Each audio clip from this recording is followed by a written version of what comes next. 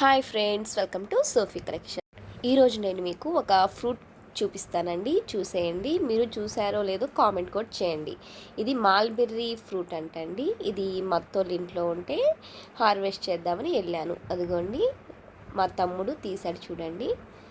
అసలు చూడండి, దాని స్ట్రక్చర్ చాలా బాగుందండి. స్ట్రాబెర్రీ లాగుంది. మాల్బెర్రీ అంట, చాలా బాగుంది. టేస్ట్ అయితే పుల్ల పుల్లగా.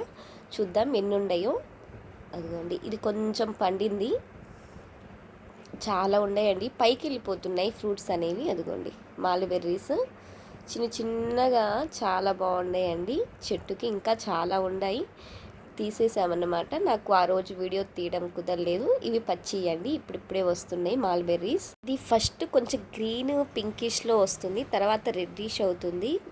నెక్స్ట్ ఇలా బ్లాక్ వచ్చేస్తుందండి. ఇలా బ్లాక్ వచ్చి తీపిగా వచ్చేస్తున్నాయి, పుల్లగా అండ్ తీపిగా.